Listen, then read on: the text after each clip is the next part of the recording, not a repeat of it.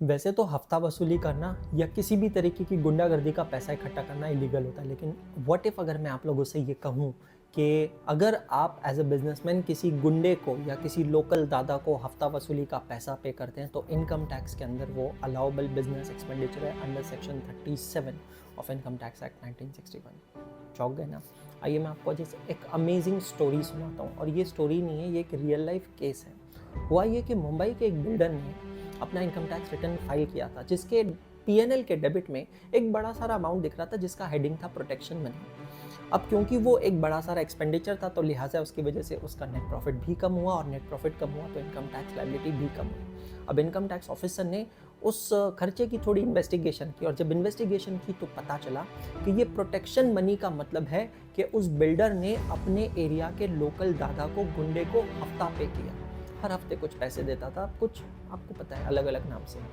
तो अब income tax officer ने कहा कि भाई साहब ये जो एक्सपेंडिचर है ये तो इलीगल एक्सपेंडिचर है, और ये एक्सपेंडिचर को मैं कतई इनकम टैक्स एक्ट में अलाउ नहीं कर सकता। तो उसने इस एक्सपेंडिचर को डिसअलाउ किया, और अकॉर्डिंगली उस असेसी का नेट प्रॉफिट बढ़ गया, और क्योंकि नेट प्रॉफिट बढ़ गया तो टैक्स लायबिलिटी भी बढ़ गई।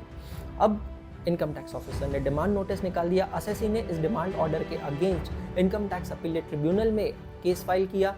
वो केस हाई कोर्ट में गया, और फिर आगे वो केस सुप्रीम कोर्ट में पहुंचा। अब यहाँ पर बड़ी इंटरेस्टिंग चीज़ निकल के आई।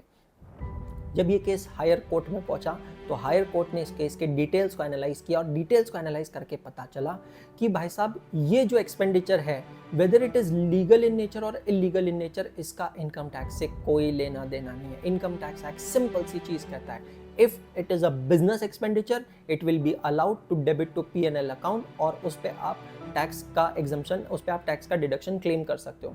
तो जब कोर्ट ने इसमें केस को इन्वेस्टिगेट किया तो पता चला कि अगर आपको उस बिल्डर को उस एरिया में कंस्ट्रक्शन का काम करना है, बिजनेस करना है, तो उसके लिए बहुत ज़रूरी है उस एरिया के लोकल गुंडे को, दादा को खुश रखना और उसको हफ्ता देना, और अगर वो ये नहीं दे पाएगा तो अपना बिजनेस नहीं कर पाएगा। Therefore it becomes an admissible business expenditure, and accordingly the protection money debited to PNL account was allowed by the court, and accordingly the income tax officer's application for additional demand was dismissed.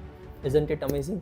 So court ने simple सी ये चीज़ कही कि income tax act legality check करने के लिए नहीं बना है, टैक्सेबिलिटी के लिए बना है। लीगैलिटी के लिए हमारे इंडिया में दूसरे काम है। Isn't it amazing? ये स्टोरी आपको कैसी लगी है ज़रूर मुझे कमेंट सेक्शन में कमेंट कर बताएगा। अगर इंटरेस्टिंग लगी है तो सभी दोस्तों के साथ शेयर कर दीजिएगा, बिकॉज पढ़ेगा इंडिया तभी तो आगे बढ़ेगा इंडिया। एंड सब्सक्राइब टू एकाग्रता से यूट्यूब चैनल।